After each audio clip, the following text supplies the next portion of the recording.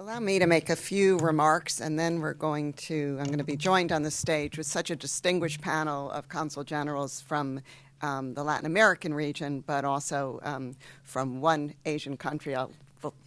There'll be a little suspense here, which one. Thanks so much to Tom and to Katja and to HSBC for sponsoring this event and for supporting and being a strong advocate for global trade and free trade. And I'd also like to thank our consul generals for joining us.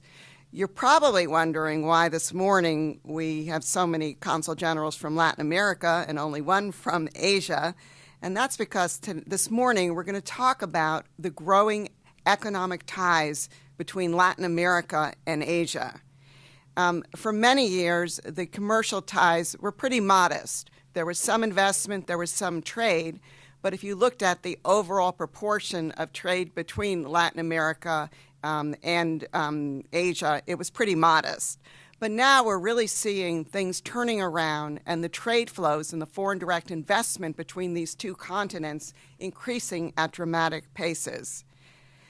Why is this happening? First, we've seen an explosion of commodity exports to China. We've seen an inflow of foreign direct investment from Japan and Korea to help them produce goods for export to the U.S. market. We've seen a growing Latin American consumer market, and we've also seen the lowering of trade barriers, including tariffs, to the Latin American region.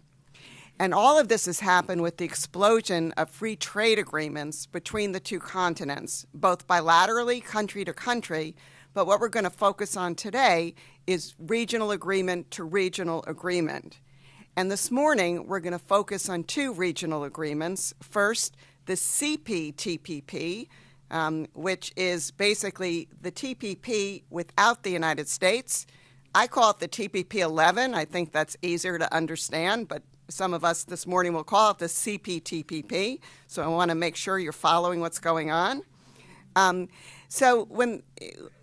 interesting fact about the TPP is that the United States was not an original member of the TPP. In fact, it was started by 4 countries, 3 Asian countries, and Chile. Chile was a founding member of the predecessor to the TPP. And when the United States withdrew from TPP, there was some talk among the other 11 TPP countries that they would go ahead without us. I, for one, was skeptical. I think others were too. Chile called a meeting of the TPP members and started this process of trying to conclude an agreement without the United States. They were successful, and this deal is scheduled to come into effect early next year. In order for the CPTPP to come into effect, at least 6 of the members need to ratify the agreement. And just last week, Australia ratified the agreement, making it number 4. And I understand that Australia, Canada, and Vietnam are really on track to ratify this deal by the end of the year, making it very possible and likely that the agreement will come into effect early next year. And after that deal comes into effect, I'm sure the TPP 11 countries will be looking for additional countries to join, and Colombia has been one of the countries mentioned as a possible candidate to join the CPTPP. At the same time, the other regional bloc we're going to focus on this morning is the Pacific Alliance. This grouping was established in 2011 between 4 of the countries that are going to be represented here shortly: Chile, let me get the names, Chile, Mexico, Colombia, and Peru. This is more than a trade and investment agreement. And in fact, when we were in the back room just a few minutes ago prepping for the event, when I said, yeah, I think it's more than a trade and investment agreement, I heard, oh, it's education, it's visas, it's joint representation in third countries. So I'm very excited to hear a lot more about what the Pacific Alliance countries have in store. But one of the things the Pacific Alliance countries now are doing is they are negotiating with a group of Asian countries. And these Asian countries, the first grouping, include Singapore, Australia, and New Zealand. And Korea has expressed an interest in joining this group. So these negotiations are continuing, and we're going to hear more about them this morning.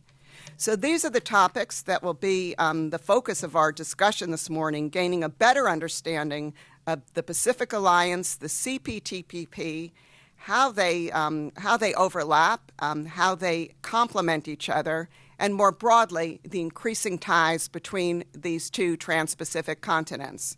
So with that, I'm going to invite my panelists up to the stage. They're not my panelists, I'm sorry, our panelists to the stage, and let's start a conversation. Thank you very much.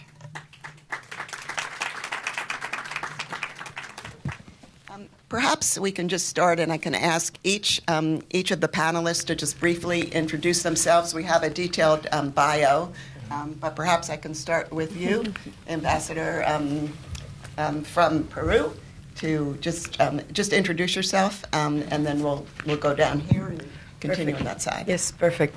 I'm Marita Landaveri, Consul General of Peru in New York City, Ambassador. I have been here a month and a half, so I'm the new one in the group, but I'm very happy and honored to be here with you. Diego Gómez Pickering, the Consul General of Mexico in New York City. Very excited to be here and very excited to talk about something that has been going on for centuries, actually, and that is the exchanges that not only include trade exchanges, but many others between Asia and our region, Latin America. Thank you. Hi, my name is María Isabel Nieto. I'm the Consul General of Colombia. I've been here for the past 4 years. Very excited as well to be here. Thanks, Ambassador Mexico and the Asia Pacific, and very excited that we can share with you all this good news for our region, and I would say for Asia as well. I'm the Consul General of Chile, and I'm very grateful for the Asia Society, HSBC, to having us here and allow us to share some views and background of Pacific Alliance and relation with Asia. Yeah. Hi, I'm Jasmine, the consul from Singapore, and I'm also rather new to New York. I've just been here for 4 months, but it is indeed my honor to be here with this distinguished panel to share, our views about trade. Singapore, of course, is in the thick of the action, and happy to be here to discuss it. Okay, well, thank you very much. And let me start with the first question to Ambassador Landaveri. Peru, I understand, is really the president of the Pacific Alliance now, and so I thought it'd be fitting to start with a question to you. I understand during last month's UN General Assembly meeting that the Pacific Alliance countries were very active meeting with ASEAN and other countries, and this is all in an effort to build support and build ties and move ahead some of the negotiations you were having with associate members. So I was hoping you could share with us what happened at those meetings and what's the timeline for developments coming up. Thank you. Yes, the last United Nations General Assembly brought together all of our countries, and there were meetings with ASEAN. The Council of Ministers of the Pacific Alliance met with the ASEAN countries, and we were talking about how it will go forward. There is already a relationship with many of the countries. Some of them are already observers. Some of the members of ASEAN are observers of the Pacific Alliance. We're on this side of the Pacific. The other side of the Pacific has so much interest in us. What we want is to generate new means and ways of investment, trade, but basically relations. We want to strengthen all levels of relationship.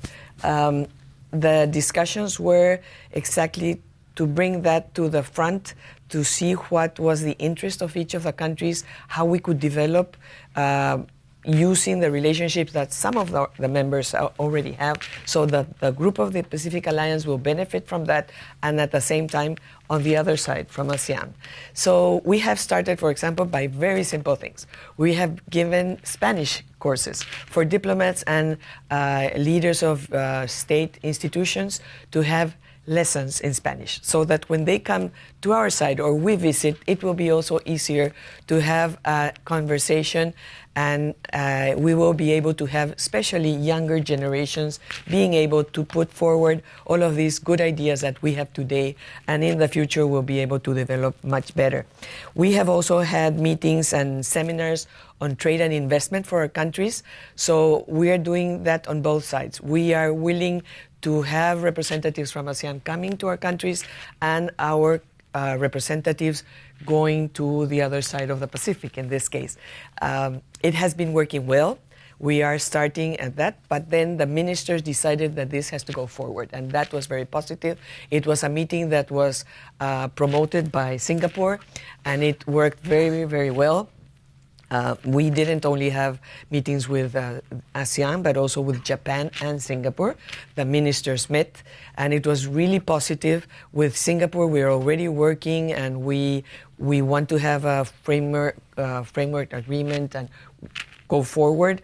With Japan, we are also working because we have, as you might know, in the case of Peru particularly, and many of our countries, there is a strong relationship with Japan that has been going on for many, many years. And we want to strengthen it. So the unity of this group helps that, unity creates force and gives us more strength to be able to come as a group and work together. And we benefit from every other strengths. I mean, every country benefits from the other one. I don't know if this helps with your answer. See? Well, thank you very much. And maybe I can just follow up and ask you to share with us a little information about where your negotiations go with the associate members of the Pacific Alliance, in particular the three Asian countries. Yes, we have had up till now 6 rounds of negotiations with Australia, New Zealand, Singapore, and Canada. There is one coming up now in Mexico this week. It's been organized after the meeting that we had. It seemed that we needed it, and one of the priorities for the Peruvian pro tempore presidency is that we want to finish during our presidency, hopefully before July next year, the association of these 4 countries. So there is another meeting in November. We hope that we will advance forward at the meeting in Mexico, and then in Lima. This might have 4 associate members for the Pacific Alliance. And then, as you were asking to, we have 2 other requests now, Ecuador and South Korea. And they're also asking to become associates. That when we finish this round of negotiations and the 4 countries become associates, then we will be working with both of them. We already have some agreements, framework agreements with South Korea, and the countries of the Pacific Alliance decided to evaluate this request of Ecuador too. And we have other requests, and they will probably be made formal within the meetings, summits or meetings of the heads of state or Council of Ministers. And just one more, just very detailed question, but of interest, I'm sure, to the audience. The U.S., we are an observer to the Pacific Alliance, and what does being an observer mean? Okay. Yes, the U.S., China, big countries, 55 countries in all are observers to the Pacific Alliance. They need to be members of a free trade agreement with the members of the Pacific Alliance, the 4 of us. So we already have strong relationships. We already have free trade agreements. That's a step. Of course, we also have to share the common ideals of democracies, respect for government, governability, and free trade, open markets. Well, open markets. And we have to share these ideals with the countries. And these observers have done that. And some of them will, like the 4 countries I mentioned before, stop being observers and become associates in the future. And that's what we are working for right now. Yes. Thank you. Perhaps now I can move to Ambassador Gómez Pickering from Mexico. Mexico was the first country to ratify the CPTPP. You're a founding member of the Pacific Alliance, and now I'm going to add another agreement to the mix, the USMCA. For those of you who don't know what that is the new NAFTA. You've just concluded that with the United States. So Mexico's been very busy. How do you view all of these different agreements, and how do they kind of come together, and how do they fit into your strategy as a country looking for markets? Well, thank you, Wendy, and thanks again to the Asia Pacific for allowing us to be here, and thanks certainly to HSBC for facilitating this conversation, which I believe it's very, very important because New York needs to understand better the dynamic of trade in that other side of the world, and that dynamic of trade and many other things, including, of course, political dialogue, does not only include actors on that side of the Pacific, but on our side of the Pacific as well. So answering your question, it's always funny how we come up with even weirder acronyms for trade agreements and more difficult to pronounce. So it's TPP, and in our case, USMCA, NAFTA 2.0. I mean, all of them really fit together because it's part of the same view of the world that Mexico has shaped for the last 30 years. Looking back at the 1980s, when we were totally a closed economy, the way we are now and the way we envision Mexico going forward is exactly the opposite. It's now Mexico looking to the rest of the world. And the two of them are really very related, even though the processes of both TPP and later CPTPP and NAFTA are independent. They're way more connected than one might think. Not only because both of them follow on the footsteps of what Mexico has been working on to be its model for development for the last 30 years, meaning, of course, open markets and free trade, but also because CTPPP and TPP originally actually laid the ground for what became the renegotiation of NAFTA for the last year and a half, and eventually the new deal that was announced a few weeks back, USMCA or NAFTA 2.0, which is easier to grasp. If you look at the final text of NAFTA 2.0, both the one that was announced later in the summer, around August, between Mexico and the U.S., and later on the one that includes Canada that was announced a few weeks back, it's really, that text encompasses a lot of what we originally negotiated for TPP. So TPP, in a way, was not only an opportunity to modernize many of our trade relations with our next-door neighbors and also with those on the other side of the Pacific, but also it was a good training for sitting down at the table and discussing when the time came, starting with the Trump administration, to discuss what the future of NAFTA was going to look like. NAFTA at that point was, almost 25 years old, and everyone, I guess, coincided on the fact that even though it's been working perfectly, there was a lot of room for improvement. Even though we've been amending it throughout the years, it was a good moment to sit down and think about how it was going to grow in the future. And in our case, at least in the Mexican case, TPP and all the negotiations around it really laid the ground for sitting down at the table when it came to discussing the future of NAFTA. And again, if you look at the final text and the final agreements and the final commitments, specifically when you look at integrated production chains and you look at certain sectors, for example, the automotive sector, there's really the spirit of TPP in NAFTA 2.0. All of this in both agreements, CTPP, which is, as you very well mentioned, we were the first country of all of the countries that answered Chile's call after the United States withdrawal. The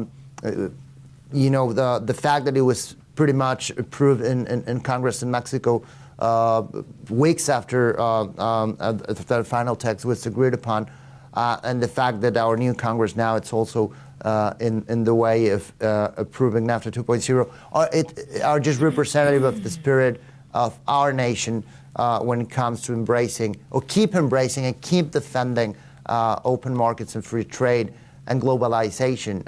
As was mentioned earlier during the opening remarks of this dialogue, maybe now it's one of the most difficult times to talk about open markets and talk about free trade, because this tendency towards protectionism and this tendency towards isolationist nationalism that in economic terms represents everything from tariffs to obstacles to the exchange of goods and services. But for Mexico, has always been very clear, now more than ever, that what we've been building up in the last 30 years is the way forward.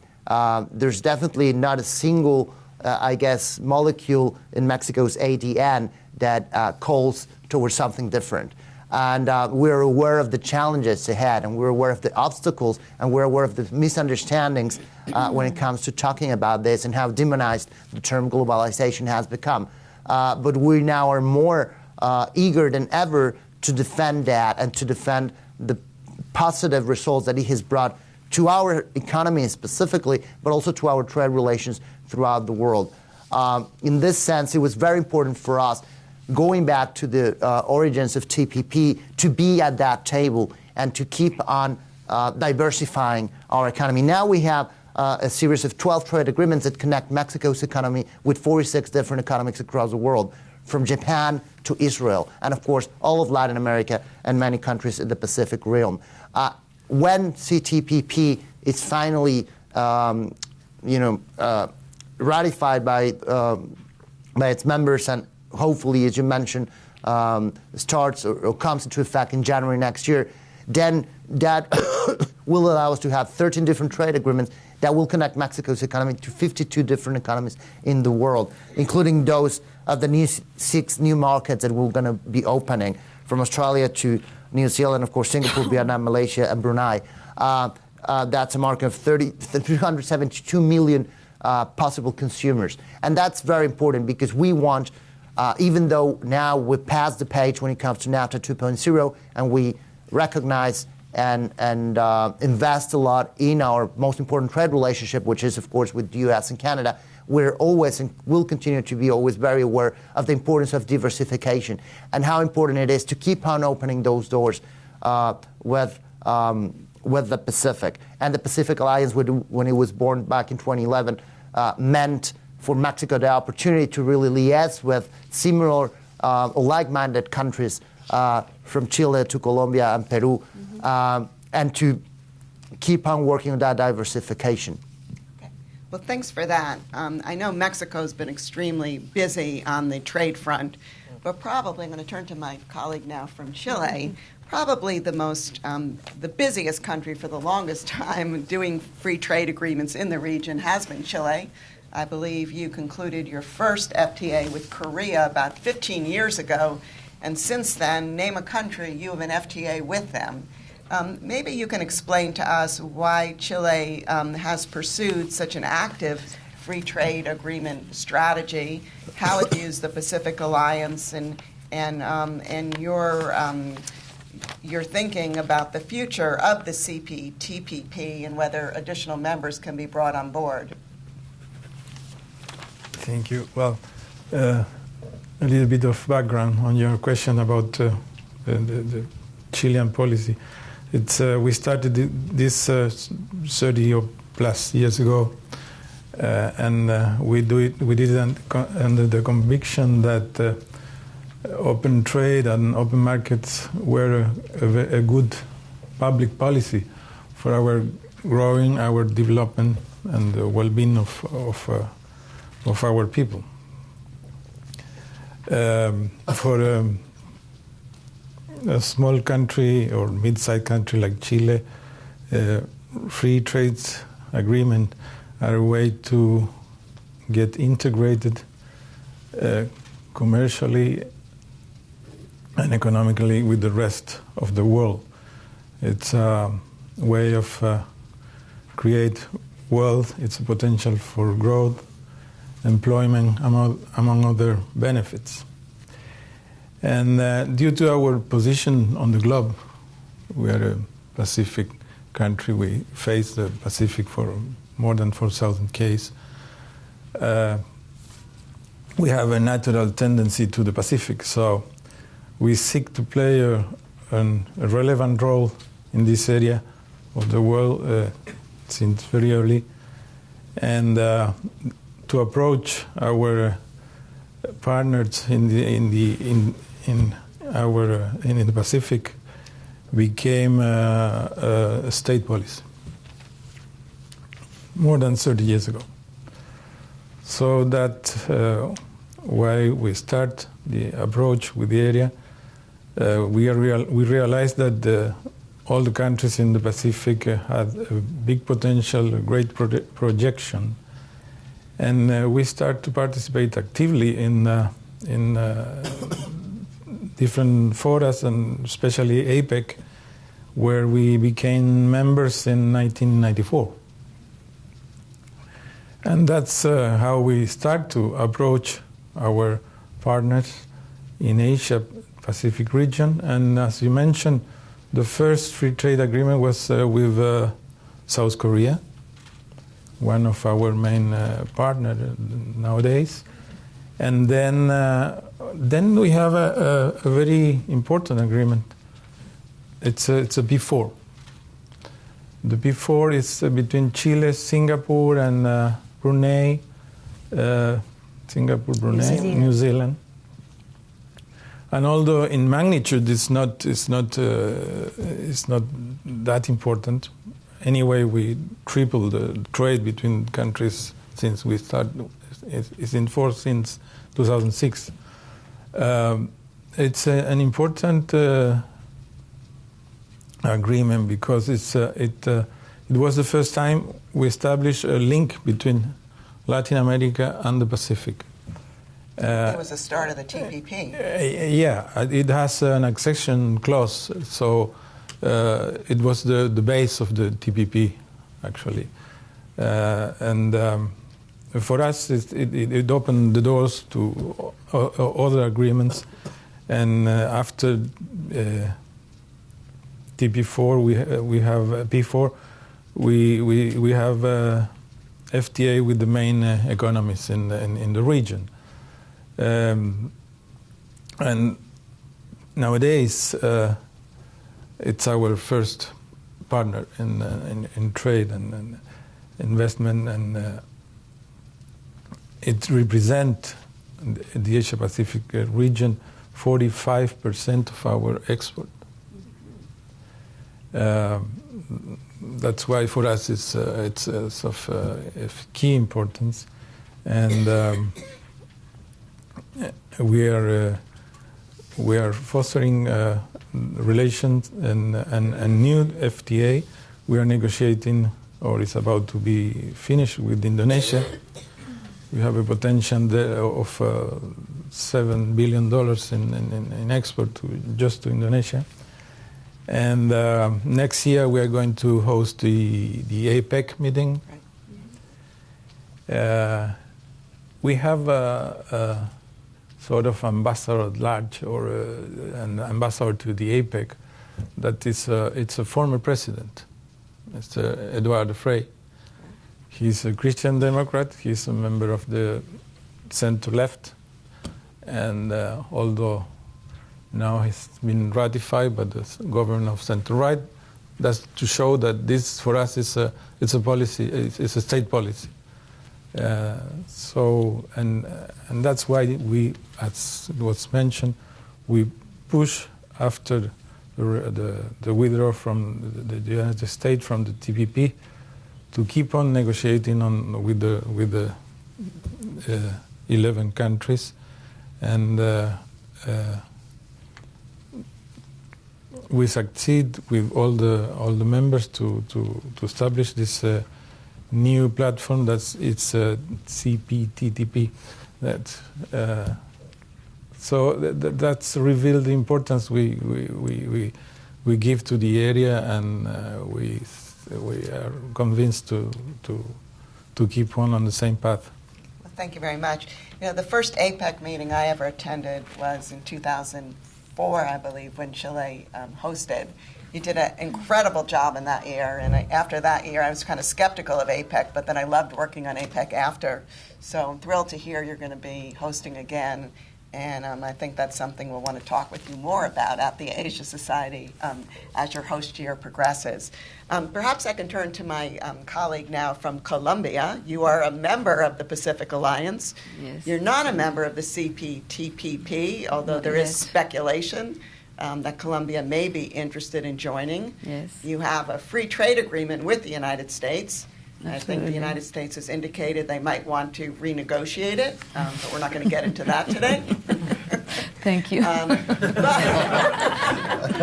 And moreover, I understand that Colombia just joined the OECD, the Organization of Economic Cooperation and Development, which, if my notes are correct, you're the third Latin American country to do so. Absolutely. So perhaps you can share with us just a little perspective on all of this, and in particular, why you wanted to join the OECD, and how you view these trade agreements going forward for your economy, Sure. particularly given that you have a new government. Yes, thank you, Wendy. Well, actually, we're very happy that, as you said, Colombia had the accession of the OECD earlier this year.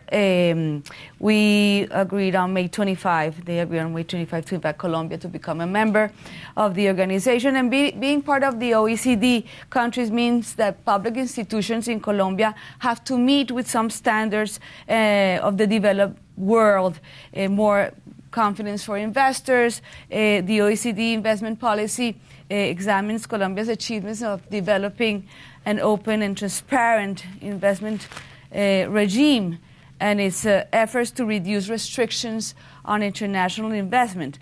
So through the OECD accession process, Colombia has made impressive strides in, for example, reforming our justice system, informality, the labor market, and many other efforts that we've been doing for the past 5 years to meet the standards that the OECD has asked our country. The accession to the OECD has been really instrumental in designing and implementation of these new policies, such as, for example, water and chemical management.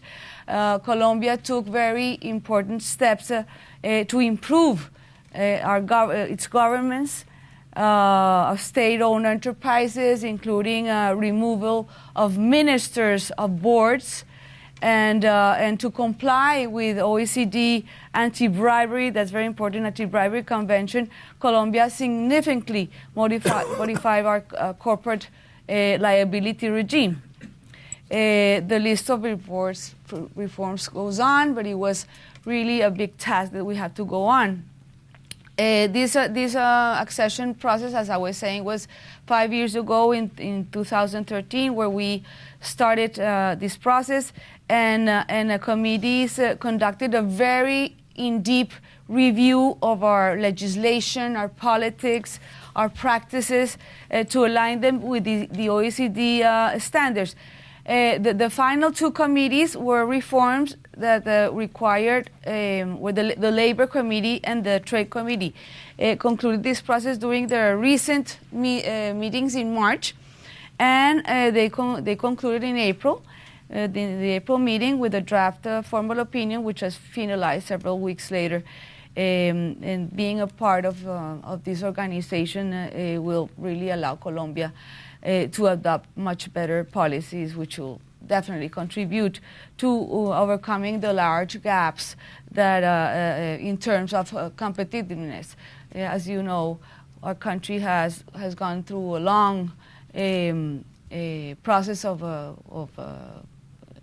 achieving peace, and war has been, unfortunately, for the past 50 years, and our infrastructure was very ahead from, I mean, not ahead, behind our Latin American countries. Now we're walking towards peace, and competitiveness also implies investment in infrastructure, and this becoming part of the OECD made us precisely walking towards that that goal of putting up all the necessary roads and things to be more competitive. So we're really happy, and as you said, we have a new government in place. CTPP is one that is being defined right now. There's no public opinion about that at the moment, but I'm sure that they're reviewing it. We will soon heard about it. And regarding the U.S. trade agreement, well, the United States has been a long partner of Colombia, and it has come for us as a very important agreement. I mean, we have signed agreement on trade, environmental protection, asset sharing, chemical control, shipboarding, and many more. We have been a strong and a long-lasting relationship with the U.S. based on mutual respect, cooperation, and common goals. So democracy, individual freedom and freedom of the press, rule of law, there's all type of subjects that we have really talked about: economic prosperity, expansion of opportunities for all. So we hope that goes on and strengthens more than anything. Spoken like a diplomat. Perhaps I can now turn to my colleague from Singapore. And as the only Asian representative on our panel today, I was hoping that you can give us kind of the Asian perspective and also the Singapore perspective on the increasing trade and investment relations between Asia and Latin America. Also of interest would be Singapore is a member of the CPTPP. You are an associate member of the Pacific Alliance in negotiations with the 4 Pacific Alliance countries. What drove you to want to become an associate member of the Pacific Alliance, and what gains do you hope to get out of the Pacific Alliance agreement that you're unable to get out of the CPTPP? And I think that gets into the Pacific Alliance is more than just a trade and investment agreement. Yeah. Okay, so Wendy, if I may start about the economic ties, of course, between Asia and Latin America has grown steadily over the years. In fact, trade has more than doubled in the last decade, and I think this is expected to continue to grow to at least 750 billion by 2020. So when you look at it, despite the distance and of course the challenges of moving goods across the Pacific Ocean, there are 2 simple reasons why trade is flourishing between our 2 regions. Wendy, you may have mentioned just now. The first reason is sustenance, really, it's food. Because Asia, of course, we need food for a very large population, and Latin America has fertile agriculture land. The second reason, of course, is commodities, Wendy mentioned, and for Asia, we need commodities for our dynamic global factories, and Latin America has, abundant natural resources. So across from Asia to Latin America, I think Latin America also demands our competitively priced products and services. So, and all these factors coupled, with advances in technology, better logistics, lower trade barriers, they have helped. These conditions have helped to boost ties between Asia and Latin America, and this can also be seen by the significant increase in the FTAs between our 2 regions. I think it started with 2 in 2004. It actually ballooned to 22, I believe, in 2013. I don't have the figures today, but this number is expected to continue to rise. For Singapore, we have bilateral FTAs with Peru, with Panama, with Costa Rica, and of course Peru, Mexico, and Chile are our partners in the CPTPP. Just for Singapore and Latin America, we enjoy warm and friendly relations. Of course, relations have expanded over the years through exchanges in high-level visits. In fact, our Prime Minister will be in Argentina next month for the G20 summit. He will also be in Peru for the APEC meeting. Yes, Chile for the APEC economic leaders meeting next year. Yeah, and of course, Singapore, we also continue to share our development experience with Latin American countries, so across from Argentina, Brazil, Chile, Panama, in Colombia. We are working with your countries on whether it's port, airport, transportation systems, also in like wastewater management systems, in refineries, petrochemicals. And of course, with the Pacific Alliance, we are happy to, we were an observer in 2014, and last year we accepted the invitation to be a candidate associate state of the Pacific Alliance, and we are working very hard to conclude an agreement by November in Peru. And of course, what is the significance of this is really that the Pacific Alliance and Singapore share a firm commitment to open and free trade, to a rules-based global trading system. And we're happy, to have this opportunity. Of course, it will open markets across different sectors for Singapore companies to the Pacific Alliance.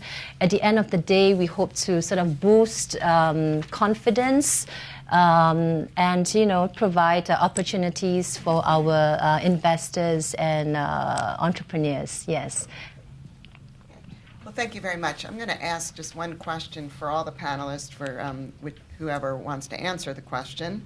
And then we'll turn it open to the audience, so if you can all prepare any questions that you might want to raise, now's the time to do so.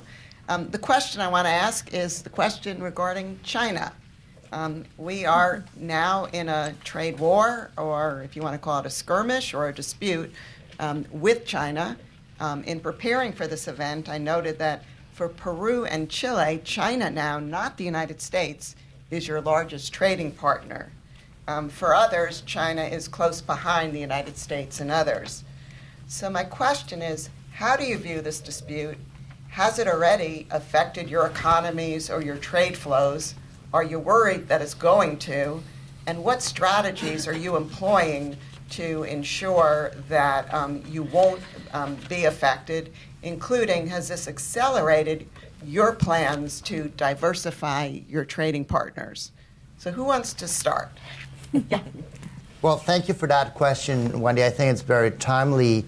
And I just will phrase it differently. I wouldn't mention war at all. For us, our relationship in general with the Asian economies is about opportunity, never about wars. And I do have a couple of comments on that. I do believe that for us, and I'm talking, I think, my colleagues will further elaborate on this, but at least from a Pacific Alliance perspective, the great challenge that we have ahead of us is how to counterbalance that increasing narrative that aims at telling us that trade relationships are unjust and trade relationships are not about equally developing our economies, but framing trade and open markets in a negative way. That's a big obstacle ahead of us. Nationalist views on open markets and trade relationships. Our partnership between the four of us clearly states that actually it's all about positivity.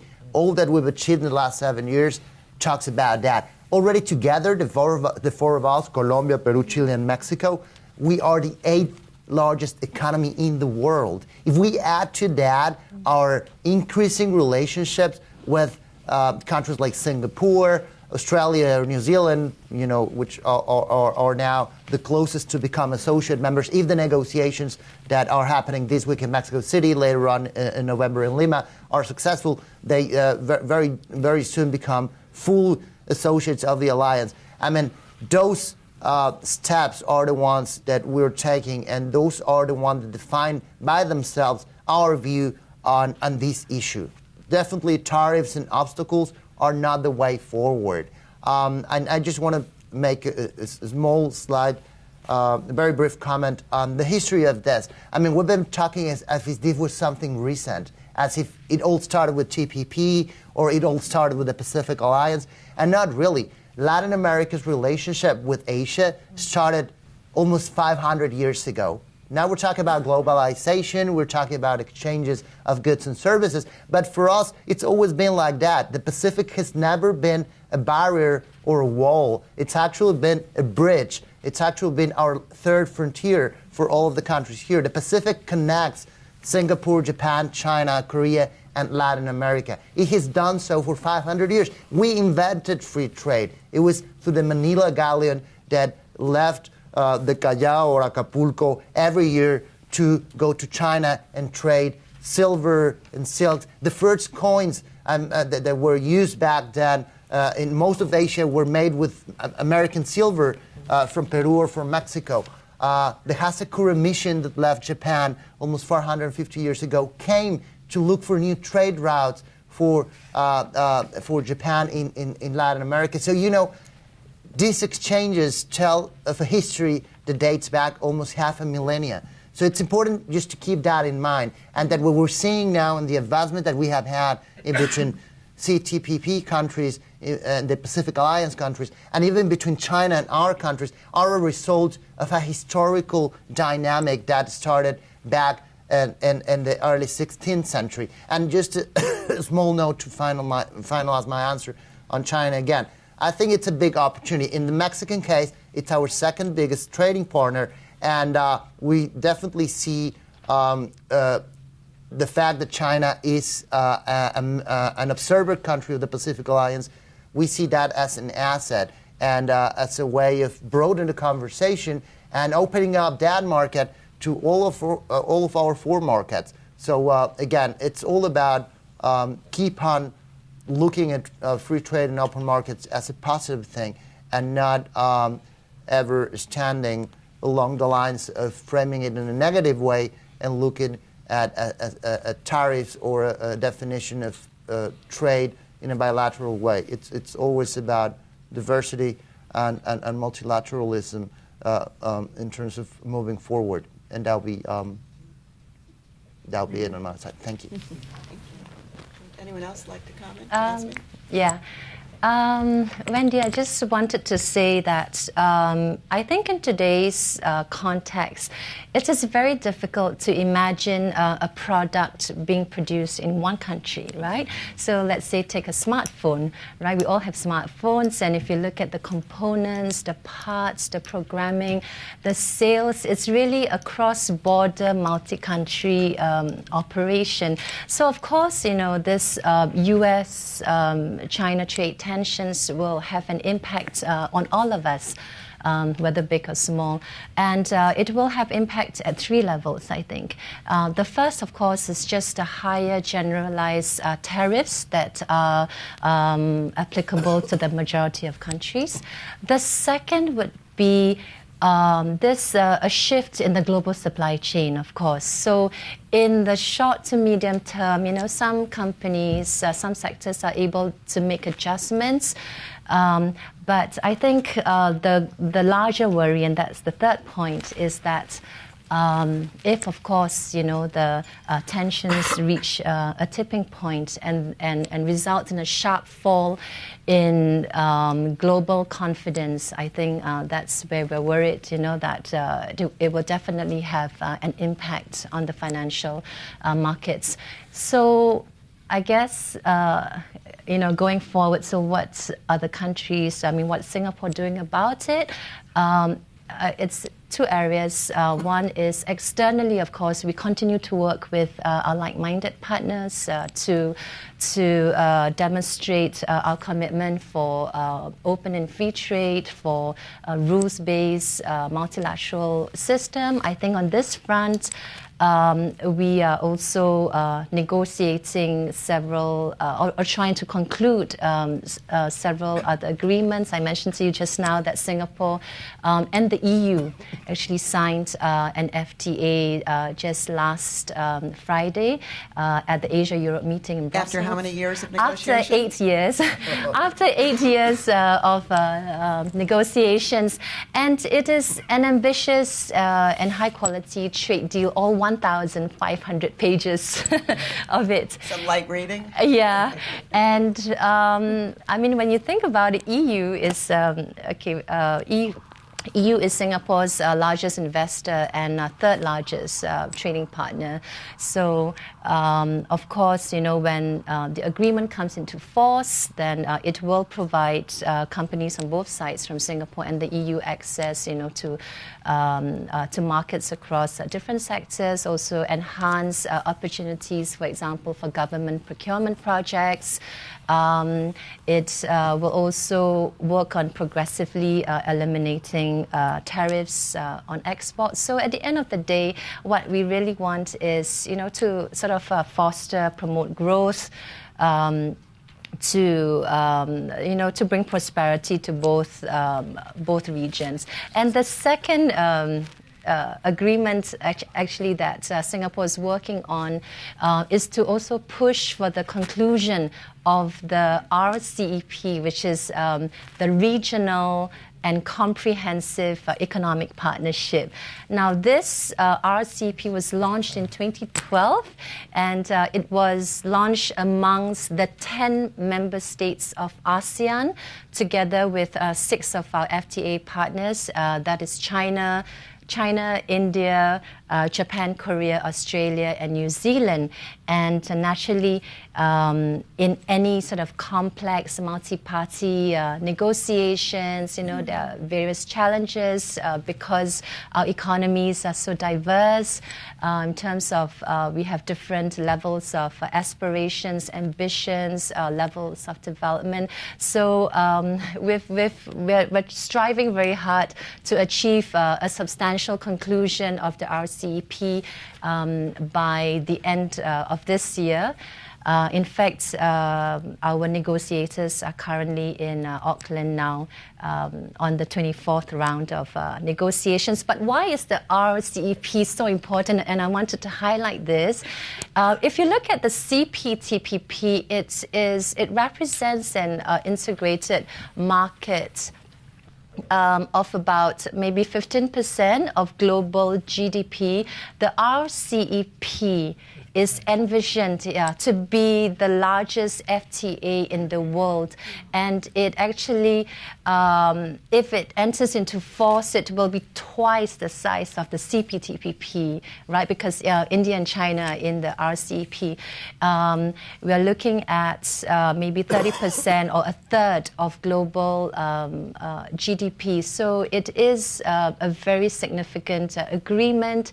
And now more than ever, there is resolve and commitment and political will to try to conclude the agreement. Yeah. And I know Singapore is playing a very as Singapore as ASEAN role. chair, yes. ASEAN chair. As ASEAN chair this year, yes. Of course, we will continue to play our role as a broker.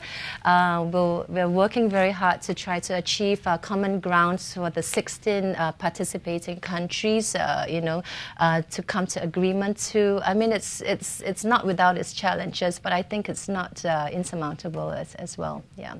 Okay, let me now open up to the audience for questions. I'd like to take a few questions and then at a time, and then we can answer. We can figure out who's the best person to answer them on the panel.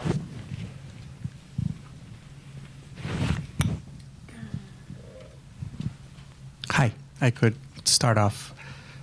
Probably not the most important question or anything like that, but one thing that Asia and Latin America may have in common, or something that they could study about, how it can mutually benefit everybody, is the whole concept of cryptocurrencies.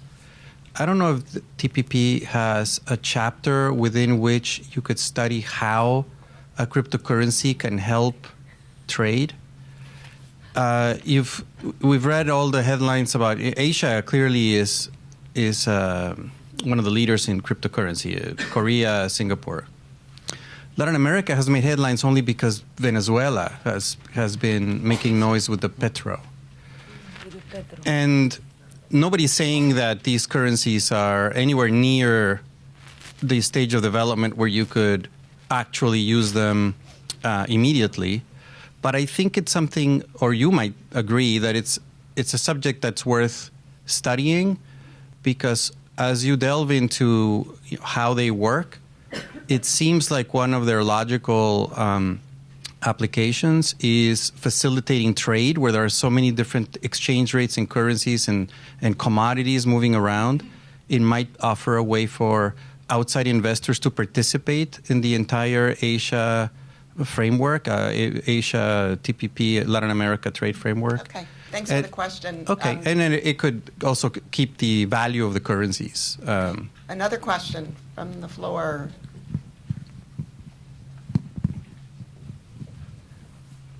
One in the back and then one in the front. Thank you. My name is Manik Mehta. I'm a journalist. My question is not to the panelists, but to you. I don't know if that's legitimate, but go ahead. Because you're the expert here. Yes. As far as my question is concerned. Now, we had the Singaporean foreign minister here some time back, and he made an insinuation that the door is always open for the U.S. to rejoin the TPP, or what you call the CPTPP right now. Is that a realistic opportunity? And will the U.S. be willing to consider rejoining? Also, we are having the visit of Vice President Mike Pence, who is going to Singapore. Do you envisage any kind of a change in that attitude? Okay, and then the front, our trustee Lulu Wang. Thank you. I have a broader and maybe longer term question for our panelists. As we envision a coming together of different cultures in these new trade alliances, cultures as well as economies and trading practices, how do you see this changing the global picture for trade longer term? We're leaving an environment where the U.S. has dominated so much in the past, but now we are seeing a future where other nations, some smaller and not as strong leaders in the past, but coming together to form these alliances. Obviously, we'll see different trade patterns, different supply chain developments, but thinking about what could emerge from these new associations, what kind of guiding principles, ambitions, cultural values that might emerge that you think might be positive for global trade?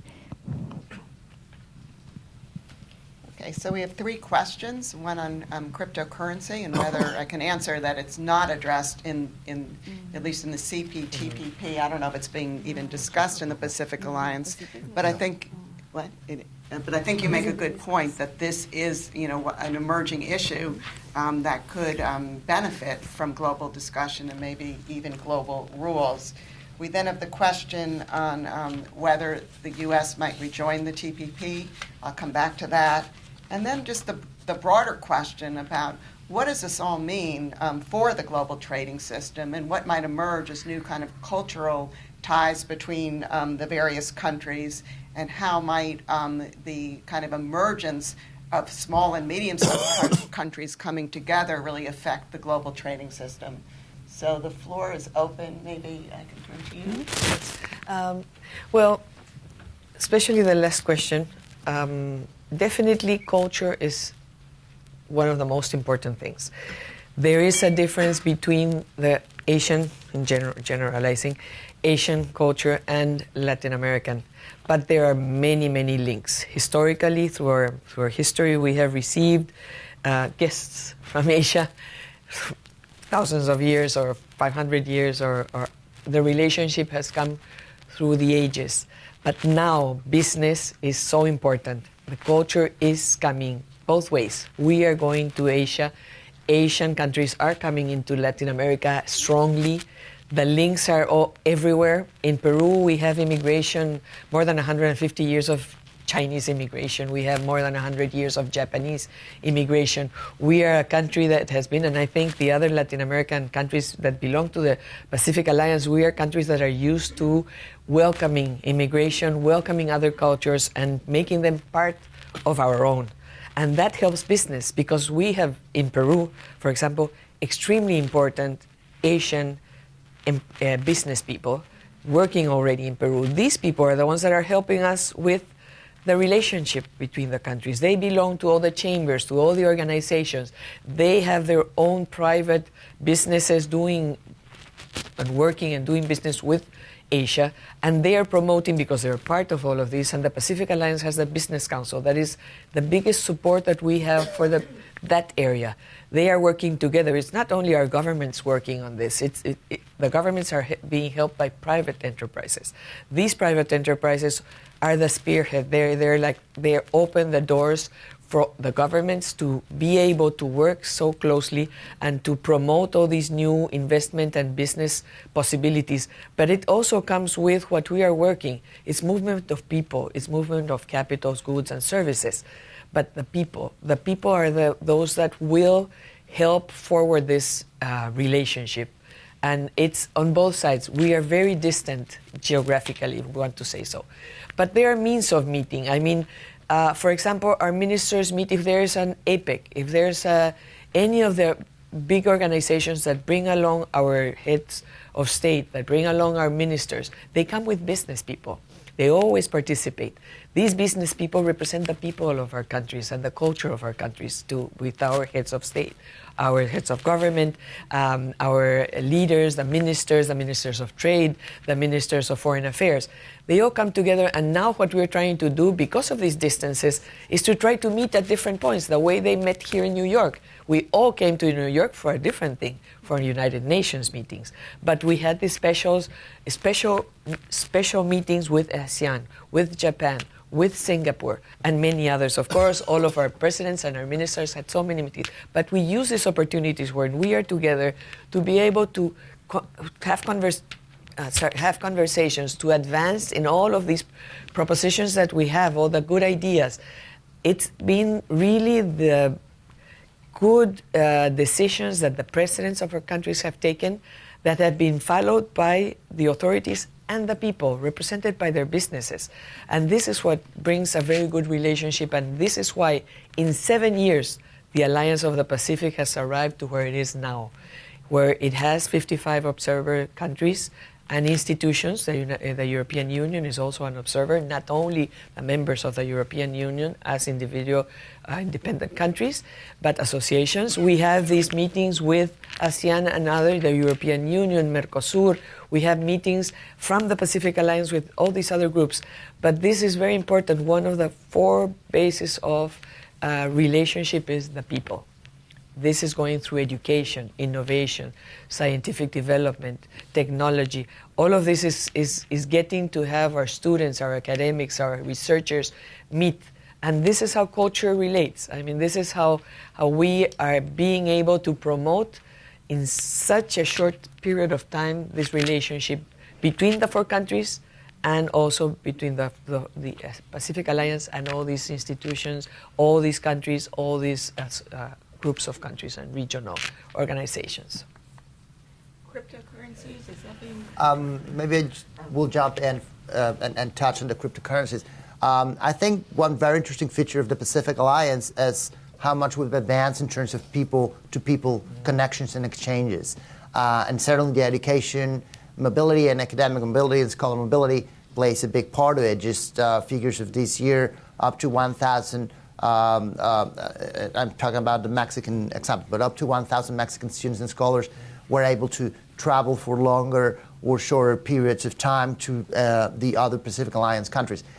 So these mechanisms, for example, could be replicated once the countries that are in line to become associate members, like Singapore, join eventually and become associate members. I mean, that's certainly something that's in our interest to discuss at a table and see how we can also work beyond trade and beyond capitals and goods and exchanges and people-to-people connections, and start discussing ways and means through which we can strengthen, for example, the mobility of students or academics and scholars between Singapore and our countries, because that's very important. I think the cultural element and the individual personal element to it will give a whole different dimension to this dynamic, trans-Pacific dynamic. And I do believe, I was just in the movies very recently and went to see Very Rich Asians. It's maybe a silly Crazy movie. Rich Asians. But Crazy Rich Asians. But my point, I mean, it's a very silly movie, and I'm just talking about it because, you know, it does show Asian family values and social and cultural values. And it's not very different from Latin American cultural, family, and social values.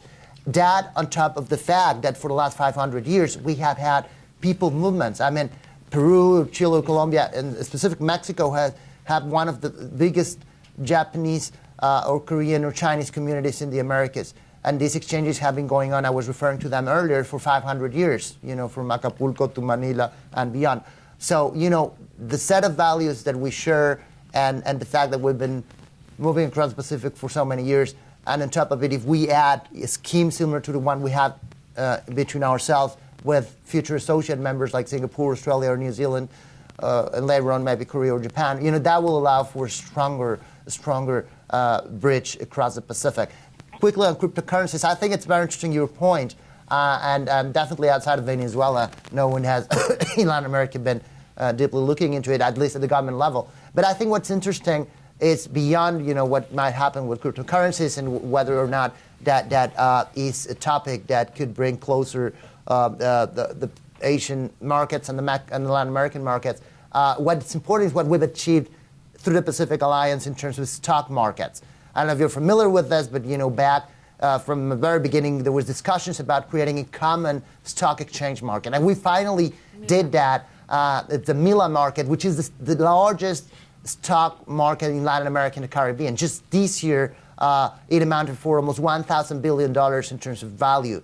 So, you know, what we've achieved through the joint stock market and MILA, it's a good example of how we can advance in other topics, and maybe, I don't know, cryptocurrencies could play or not a role in the future, and in terms of also bringing MILA and our joint stock market towards the Asian markets. And quickly on the gentleman back there question, I was referring earlier about how important it was the TPP negotiations for the latest rounds of negotiations on NAFTA. So going to your question, I do think that, you know, I wouldn't say no that in the future maybe the U.S., this administration or future administration conceives talking about TPP again, because as I mentioned, you know, a great deal of what we achieved through NAFTA 2.0 was thanks to what the three of us individually, Canada, U.S., or Mexico, were negotiating as part of the TPP process. So, you know, it just makes sense. It really, from my very personal point of view, will be more of a political decision. Yes, on your question, I can't agree more with my colleagues from Mexico and Peru. And just interesting to say trade means contact, knowledge, and confidence. And by example, I can say that with South Korea, we have a good amount of trade, and a lot of Korean came to Chile and established there. So at the end, this is an encounter of cultures through this kind of agreement and trade and exchange. And on the crypto money, it's anything that help to harmonize and facilitate trade. It's good. I don't know if we are talking about that on the Pacific Alliance, but we have a digital agenda as one of the topics in the Pacific Alliance. Perhaps it could be treated there, but still, that I am aware, there is no conversation on that. Okay, so let me just conclude first by just offering my remarks on your TPP question. You had mentioned that the CPTPP countries are keeping the door open for the United States. In my view, I just don't see the United States knocking on that door anytime soon. About a year ago, the United States did flirt with returning to the TPP for about 48 hours. And a lot of people got really excited and got a lot of emails and phone calls, but that kind of enthusiasm dampened when the president said he really wasn't interested. And now the administration is actively pursuing bilateral free trade agreements, having just concluded the USMCA. They have notified Congress that they intend to negotiate free trade negotiate agreements with the United Kingdom, the EU, and Japan. So for me, that just demonstrates that they're serious about this bilateral route. They don't see the benefit of negotiating with groups of countries. Whether that might change in this administration, I think it's doubtful, but I've learned never to say never, and perhaps a future administration might think differently. But I think what our colleague from Mexico said is very important, and that is that many of the TPP rules are found in the USMCA in the new NAFTA, and I have no doubt that many of those rules will also appear in the other bilateral FTAs that the United States concludes. And so when you look to the future, there is a scenario when somehow this all comes together. We bring Asia and Latin America together, and the EU comes in, and we somehow get back on track. But that's for another day, another conversation. This has been an excellent event, and really thanks to our panelists. I know a lot more about the Pacific Alliance, and I understand there is a book that I am going to read on my train ride home, Pacific Alliance Business and Investment Guide. Yeah, please. Go ahead. Let me just let you know that in the little bags you have out there, there's the Pacific Alliance Investment Guide. It's the best thing you can get to have information about what we have spoken and every detail you might need about our countries and what the Pacific Alliance is. All the explanation is here. If you don't want to carry the book, there are also folders with little quirk signs that you can just copy and you will get the electronic version. It's in Spanish, in English. This is the latest version. Some of you might get the 2017-18, but this is the new one that has just been edited for 18-19. So you can always update in the future with the information that you have here. Please do take them with you. Thank you.